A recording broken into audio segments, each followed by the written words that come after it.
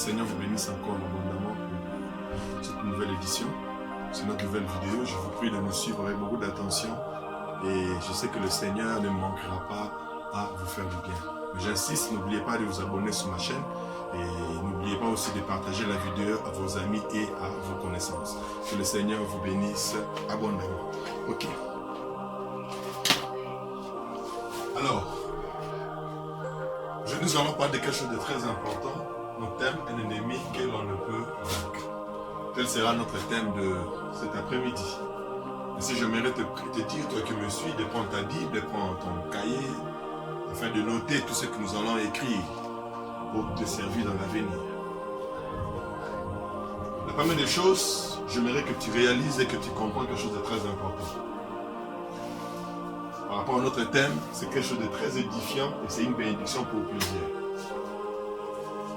Le Dieu nous parle dans le livre de 2 Rois, le chapitre 5, le verset 1. 2 Rois, le chapitre 5, le verset 1. La Bible nous raconte l'histoire d'un homme qu'on a connu tous, qui était fort, qui était puissant, qu'on appelait Naaman. Ce général de la Syrie avait la capacité de remporter plusieurs guerres et d'apporter la victoire même au camp des Syriens. Et nous bénissons l'Éternel parce que la Bible dit c'est par la main de l'Éternel qu'il a apporté la victoire. En quelque sorte, c'était un instrument aussi entre les mains de Dieu pour apporter la victoire. Mais pourquoi nous parlons de cet homme? Cet homme Naaman était puissant.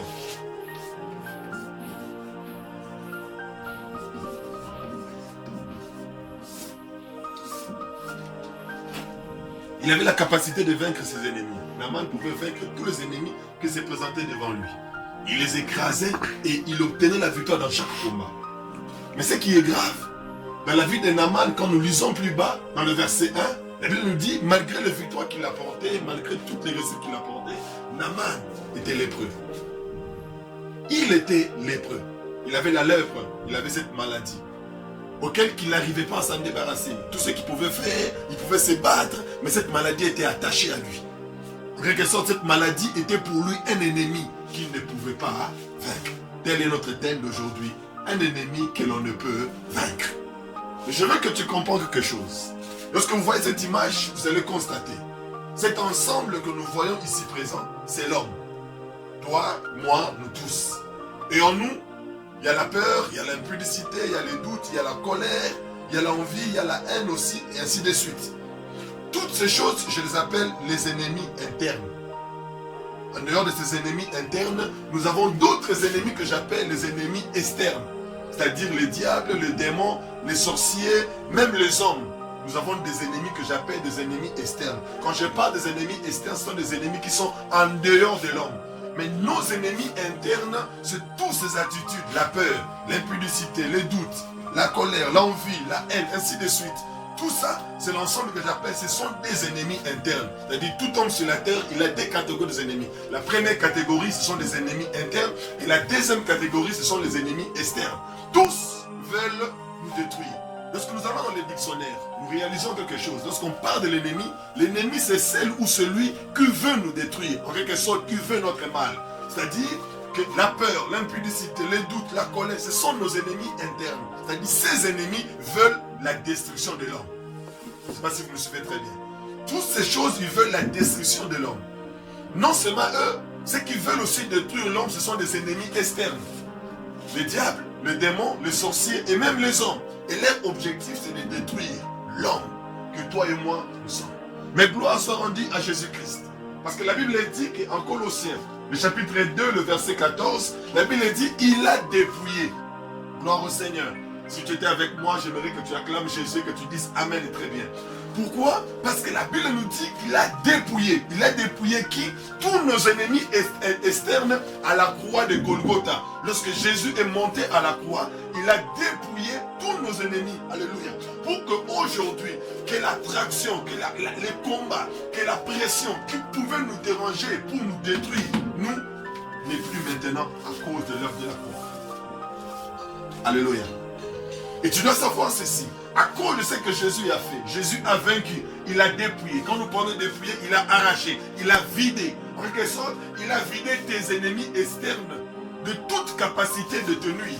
Il a vidé tes ennemis externes de toute possibilité de te détruire. C'est ainsi il dit, vous marcherez sur les serpents, sur les scorpions et rien ne va vous nuire. Ce qui m'étonne, il ne lève pas les serpents, il ne ôte pas les scorpions, il les laisse là. Mais il te rend sûr, il te dit, ils ne pourront rien te faire. Et si j'aimerais dire à quelqu'un, n'aie pas crainte de tes ennemis externes parce qu'ils ne peuvent rien dans ta vie.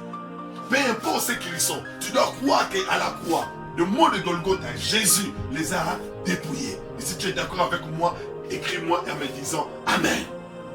Alléluia. Et qu'est-ce qui se passe? Il ne se limite pas seulement là. Christ a vaincu tous nos ennemis externes. C'est-à-dire que nos ennemis externes n'ont plus le pouvoir de dominer sur nous, n'ont plus la force de nous détruire. Pourquoi? Parce que Jésus les a dépouillés. Maintenant, qu'est-ce qui se passe? Il ne s'est pas seulement limité à dépouiller là. Mais Dieu nous ramène nous aussi à notre responsabilité. En dehors des ennemis externes, nous avons des ennemis que j'appelle des ennemis internes. Pour dépouiller ces ennemis, ce n'est plus le rôle de Jésus, ce n'est plus le rôle du Christ. C'est à nous maintenant, hommes, de travailler pour vaincre les ennemis internes. Oh, les ennemis internes trouvaient leur force à cause des ennemis externes. Ce sont les ennemis externes qui donnaient la vie aux ennemis internes. Et puis, lui, il a détruit. La Bible nous dit clairement qu'il a écrasé la tête du serpent. Mais j'aimerais te dire, la tête peut être écrasée, mais la queue peut bouger. C'est ainsi, il dit à Moïse, Moïse, tiens le serpent par la queue. Pourquoi Moïse devait tenir le serpent par la queue? Parce que ici, déjà, sur le mot de Golgotha, Jésus avait déjà écrasé la tête du serpent. C'est ainsi, pour que le serpent qui était en mouvement devienne stable, il fallait que Moïse tienne la queue pour que le serpent redevienne un bâton. En quelque sorte, qui n'ait plus la vie. Et si je mérite te dire, le grand travail que toi et moi maintenant en Christ nous devons faire, ce n'est plus de combattre nos ennemis extérieurs, parce que nos ennemis extérieurs, les maîtres s'en est déjà occupé. Le grand travail que moi et toi nous devons faire, c'est de combattre nos ennemis intérieurs. C'est ainsi l'apôtre Paul nous recommande en nous disant, combattons le bon combat de la foi. Le bon combat de la foi, c'est se lever et combattre nos ennemis intérieurs. Mais aujourd'hui, l'Église nous enseigne et nous pousse à prier, à combattre nos ennemis internes. C'est-à-dire, tout celui qui se lève pour combattre ses ennemis internes ignore l'œuvre de la croix. Parce que m'a suivi très bien. Je répète pour que tu me comprennes. Tout celui qui se lève pour combattre ses ennemis externes, il doit savoir qu'automatiquement, il veut dire à Jésus, Jésus, tu n'as rien fait. Tu n'as pas bien fait. Moi-même, je vais le faire. Alléluia. Et c'est là où l'ennemi, le diable, veut amener le combat. Il veut nous amener à combattre l'extérieur. Or, le plus grand combat, maintenant, nous qui sommes en Christ, c'est l'intérieur. Et nos ennemis, ils sont en nous. La peur, l'impudicité, les doutes, la colère, l'envie et la haine. C'est ce qui arrive avec notre grand roi. Malgré qu'il pouvait triompher de tous les ennemis. Mais en lui, il avait un ennemi que Naaman n'arrivait pas à surmonter ou à vaincre. Il a vaincu les ennemis. Mais il y avait un ennemi, la lèpre, qu'il n'arrivait pas à vaincre. Toi aussi qui me suis, tu as un ennemi que tu n'arrives pas à vaincre. Tu n'es pas le seul. Même Judas Iscariote, quand tu lis dans Matthieu 26, les versets 14 au verset 16, tu vas comprendre une chose. Même Judas, lui qui était à côté du maître, à côté de Jésus, avait lui aussi un ennemi qui ne pouvait pas vaincre. Et c'était quoi? L'amour de l'argent. À cause de l'amour de l'argent qui montait dans son cœur, il a vendu le maître. Il n'était pas le seul. Il y avait encore un autre qui était Pierre. Quand tu lis dans Jean 18, à partir du verset 25 au verset 27, tu constateras, même Pierre, lui sur qui Christ a dit, sur toi je bâtirai mon église, il avait aussi un ennemi qu'il ne pouvait pas vaincre. C'était en lui. Et cet ennemi, c'était la peur de la mort. Pierre avait peur. On lui posa la question en lui disant, toi aussi tu étais avec cet homme? Pierre nia, je ne l'ai jamais vu, je ne le connais pas. Pierre, comment tu peux nier? Pourquoi? C'est parce qu'il avait un ennemi en lui. Un ennemi en lui. Ça ne se limite pas là. La liste est longue. Nous avons Samson aussi. Dans le livre des Juges, le chapitre 16, à partir du verset 16 au verset 21, nous constaterons cet homme fort. Cet homme capable de briser. Il était capable d'être capturé et de battre au moins 3000 personnes à la fois. Il pouvait tous les écraser. Mais ce qui était grave, à cause du sexe, Samson a été dompté. Pourquoi? Parce que Samson avait un ennemi qu'on ne peut vaincre. Toi qui me suis, tu as aussi un ennemi que tu ne peux pas vaincre. Tu as fait des efforts. Chaque jour, tu fais des efforts pour te libérer de ça, mais tu n'arrives pas. Ça peut être la pornographie, ça peut être la masturbation, ça peut être la colère, ça peut être l'envie, ça peut être la haine. La liste, elle est longue. Mais toi-même dans ton cœur, tu reconnais que tu y as un ennemi que tu n'arrives pas à vaincre. J'aimerais dire à quelqu'un, toi qui me suis, ce qui est grave lorsque nous lisons la vie de Naaman, quand tu lis dans ces passages, le verset 1, la Bible dit, c'est par l'Éternel que Naaman eut la victoire. En quelque sorte, Naaman était utilisé. Mais Seigneur, celui qui était lépreux était vu comme impur. Mais comment l'Éternel pouvait utiliser un impur? C'est-à-dire, c'est possible que tu sois pasteur. C'est possible que tu sois prédicateur. Mais en toi, tu as un ennemi que tu n'arrives pas à vaincre. Dieu peut même t'utiliser comme il a utilisé Naaman. Et Naaman était victorieux. Les gens l'acclamaient. Les gens disaient que cet homme est fort, cet homme est puissant. Mais Naaman en lui, il avait quelque chose que les autres ne savaient pas. Il avait un ennemi qui n'arrivait pas à le vaincre. Que personne ne te trompe. Parce que tu prophétises, parce que tu prêches, parce que tu es pasteur, ou parce que tu appartiens à l'intercession, ou tu es au protocole. Que cela veut dire que ces choses ne sont pas en toi. Tu as un ennemi que tu n'arrives pas à le vaincre. David également, ce grand homme, un roi, avait cet ennemi. Malgré que Dieu lui appelle l'homme selon mon cœur, mais cet homme était meurtrier à cause du sexe. Il a tué. À cause du sexe, il est allé loin. Peut-être toi qui me suis, peut-être le sexe aussi, c'est ton ennemi que tu n'arrives pas à vaincre. Tu fais des efforts, mais tu n'arrives pas à les dompter. Tu fais des efforts, mais tu n'arrives pas à dominer. Pourquoi? C'est parce que tu sais pas que tu as un ennemi. Et j'aimerais dire à quelqu'un, l'ennemi le plus dangereux, ce n'est pas celui qui est à l'extérieur de nous. L'ennemi le plus dangereux, c'est celui avec qui nous vivons chaque jour. Celui qui est en toi. Nous avons vu comment Pierre a nié à cause de la pierre. Nous avons vu comment David, Samson, Salomon également, à cause de l'impudicité, l'envie, ils sont partis à côté. Et qui me suis maintenant, je veux que tu prennes une décision. Tu dois reconnaître que tu as un ennemi que tu n'arrives pas à vaincre. Mais il y a une piste, il y a une solution. Qu'est-ce qui se passe? Lorsque tu découvres en toi et que tu réalises que tu as un ennemi que tu n'arrives pas à vaincre, qu'est-ce que tu dois faire? Si tu peux me dire, pasteur, oui, la prédication elle est bonne, ça me touche, mais qu'est-ce que je dois faire maintenant pour me libérer de cet ennemi? Qu'est-ce que je dois faire maintenant? Ce n'est pas un problème. La première des choses que tu dois connaître, si tu veux vaincre un ennemi que tu n'arrives pas à vaincre, la première des choses, tu dois d'abord reconnaître tes limites. Tu dois reconnaître tes limites. Lorsque nous lisons dans le livre de Jacques, le chapitre 4, le verset 6, la Bible dit, Dieu résiste aux orgueilleux, mais il fait grâce aux âmes. Qui est orgueilleux? C'est celui qui croit qu'il pourra se soigner lui-même. C'est celui qui croit qu'il peut sortir de lui-même. C'est ce qui fait qu'aujourd'hui, il y a des hommes qui se donnent des disciplines, qui se proposent des choses pour se dire, voilà, je ferai ça pour vaincre cela. Il y a quelqu'un qui me disait, Papa Jimmy, je suis toujours emporté par la pornographie et j'ai pris la décision de ne plus me connecter à l'internet parce que si je me connecte, je veux toujours là. Alors je ne veux plus me connecter pour ne plus y aller. Le problème, ce n'est pas de plus de te connecter parce que là, tu cherches des solutions toi-même. Tu dois reconnaître que tu es limité. Tu dois reconnaître ta faiblesse. C'est ça la première des choses. Tu dois d'abord reconnaître. Ne fais pas comme notre général Naaman. Il était malade, mais lorsqu'il apparaissait devant les gens, personne ne pouvait voir qu'il était malade. Pourquoi? Parce qu'il cachait sa maladie. Il ne voulait pas que les gens le sachent. Peut-être c'est ton cas aussi. Tu te donnes des disciplines. Tu t'organises de toute manière pour vaincre ça. Mais tu n'arrives pas. Mais le Seigneur te parle aujourd'hui.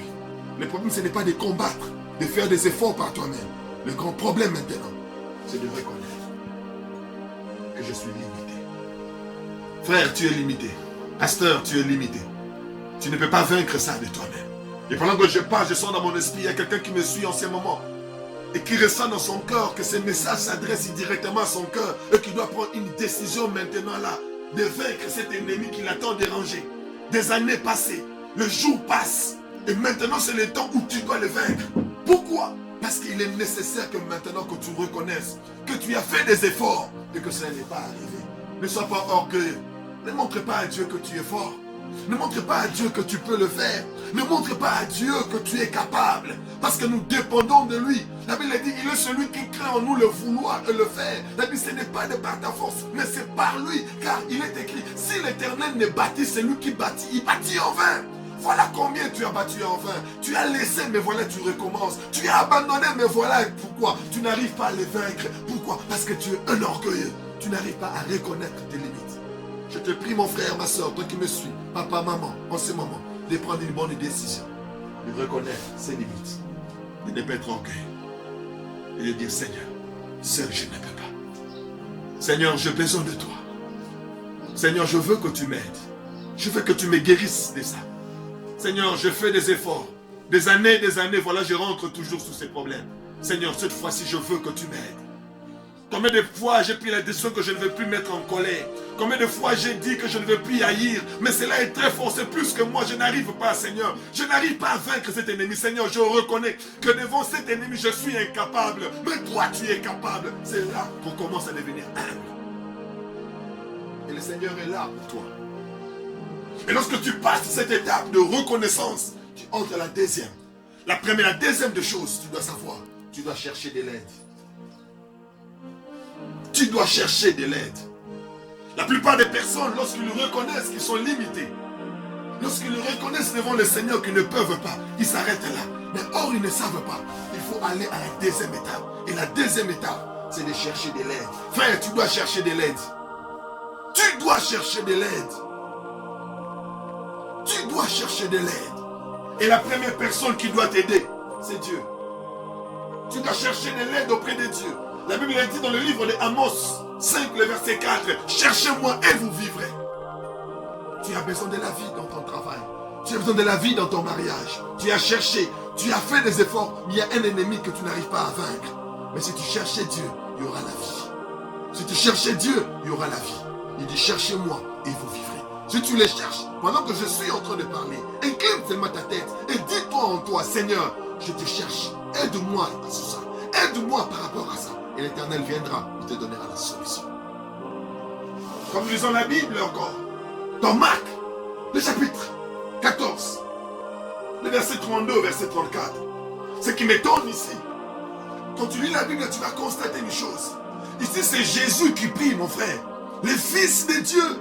Si je peux aller loin, Dieu qui prie. C'est celui-là qui parle. Et qu'est-ce qu'il dit? La Bible dit que Jésus ressentit de la frayeur dans son cœur. Jésus a eu peur de la mort. Lorsque Jésus monta à Gethsémani, je vous dis mon frère, avant d'aller à Golgotha, Jésus eut peur. Il a eu peur dans son cœur. Or, la peur, c'est un ennemi intérieur. Même Jésus aussi est passé par là. Et ce que j'aime, la Bible dit toute la nuit Jésus pria. Jésus pria. Jésus pria. Résorte, même Jésus a cherché de l'aide. Même Jésus a cherché de l'aide auprès du Père. Il a dit, Seigneur, non pas ma volonté, mais la tienne. Seigneur, non pas ma volonté, mais la tienne. Jésus était limité. C'est pour dire, tout le monde passe par là. Tout homme passe par là. Mais ce qui est vrai, que cet ennemi, qu'on ne peut vaincre, il y a quelqu'un qui peut le vaincre. C'est le Créateur. Si tu le cherches, c'est alors que tu seras fort. Vous allez vous étonner. C'est après que Jésus eut prié. C'est après que Jésus eut cherché de l'aide auprès de Dieu. C'est alors qu'il fut fort. Et il monta sur la croix. Il fut vainqueur. Pourquoi? C'est parce qu'il avait cherché de l'aide auprès de Dieu. Est-ce que tu peux prier, mon frère? Est-ce que tu peux prier, ma soeur? Est-ce que tu peux gêner? Est-ce que tu peux entrer en retraite pour que cet ennemi que tu n'arrives pas à vaincre et que tu cherches de l'aide? Seigneur, aide-moi. Aide-moi, Seigneur. Il est là, il t'entend. Et il est disposé pour changer quelque chose. Il peut t'aider. Et c'est que tu dois savoir.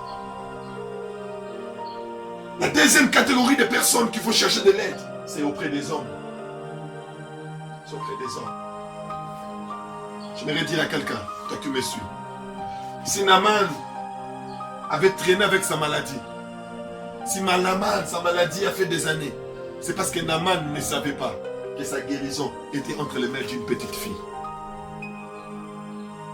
C'est lorsque cette petite fille qui était une servante dans sa maison, vit de loin que Naaman souffrait, alors il s'adressa à sa maîtresse, elle se dit, maîtresse, si mon chef pouvait se rendre seulement en Israël, il serait guéri. Oh, depuis tout ce temps, nous avons cherché des solutions. Nous avons cherché, nous sommes allés voir des grands médecins. Or, la solution se trouve auprès d'un homme. J'aimerais te dire, il y a des choses qui ne vont finir que lorsque tu vas parler à un homme. Et tu vas savoir une chose. La force d'un ennemi qu'on ne peut pas vaincre, c'est de les cacher dans ton cœur. Il y a des choses que tu as cachées à ton pasteur. Il y a des choses que tu as cachées à ton mari. Il y a des choses que tu as cachées à ta femme. Il y a des choses que tu as cachées à tous ceux qui sont autour de toi. Tu les as cachées. Tu dois savoir, plus tu les caches, plus tu deviens fort. Plus tu les caches, plus tu deviens fort. Et tu dois prendre une décision. C'est de chercher quelqu'un de confiance. Et lui dire. Parce que c'est une grande solution. J'aimerais que tu me suis, toi qui me suis. Si tu n'as personne, tu peux m'écrire à ce numéro qui est affiché en bas. Si tu ne peux pas m'écrire, tu peux m'aller dans mon compte. Tu peux m'envoyer même un email dans ces comptes que tu vois affichés là. Tu peux me l'envoyer. Et nous aurons le temps de prier et de partager avec toi. Ma prière aujourd'hui, que cet ennemi que tu ne peux vaincre, qu'au nom de Jésus, toi et moi, nous allons le vaincre cette fois-ci. Ressorte. Maintenant, je vais prier pour que la peur soit détruite. Je vais prier pour que l'impudicité soit détruite. Je vais prier pour que le doute soit détruit. Je vais prier encore pour que la colère soit détruite. Je vais encore prier pour que l'envie soit détruite. Je vais continuer de prier pour que la haine puisse partir. Si j'arrive à vaincre mes ennemis intérieurs, c'est alors que j'atteins la perfection. Mon frère, c'est possible pour toi. C'est possible d'y arriver. Il te suffit seulement de prendre une décision dans ton cœur. De chercher Dieu. Et de chercher un homme avec qui tu vas parler. Il m'est arrivé un moment de ma vie où je menais une vie remplie de désordre. Remplie de désordre. Mon pasteur, lorsqu'il me regardait, que je profite de saluer le pasteur Guylain Kabongo, quand il me regardait, il voyait un prédicateur, il voyait un modérateur, il voyait quelqu'un saint. Mais il ne savait pas qu'en moi, j'avais des ennemis que je n'arrivais pas à vaincre. Un jour, je suis allé chez lui. Je lui ai ouvert mon cœur, j'ai dit, papa, je ne suis pas ce que tu vois. Je suis quelqu'un d'autre. Voici comment ma vie. Je m'ai mis à genoux, il pria pour moi. Et depuis ce jour, l'Éternel a changé ma vie. Cet ennemi que je ne pouvais pas vaincre, devait vaincre par quelqu'un d'autre. C'est ce que je méritais dire. Tout ce que tu ne peux pas vaincre, tu as besoin de l'aide. Et cette aide-là, c'est d'abord l'aide céleste. Il y a des gens que Dieu a placés sur terre qui peuvent t'aider à sortir de cela. Prends cette décision et change ta vie au nom puissant de Jésus-Christ. Que le Seigneur te bénisse et que le Seigneur soit avec vous. Je vais prier pour toi qui me suis en ce moment. Mets-moi ta main sur ta poitrine. Toi qui ressens dans ton cœur que tu es un ennemi que tu n'arrives pas à vaincre. Je prie qu'au nom de Jésus, que ta vie change. Que tu sois plus fort maintenant. Et que des choses nouvelles commencent dans ta vie. Au nom puissant de Jésus-Christ. Amen. Que Dieu vous bénisse. Que Dieu vous bénisse abondamment. Alors n'oubliez pas de partager la vidéo, de transmettre à vos amis, à vos connaissances. Et je sais que le Seigneur nous gardera et pour la prochaine vidéo. À bientôt. Que la grâce de Dieu soit avec vous.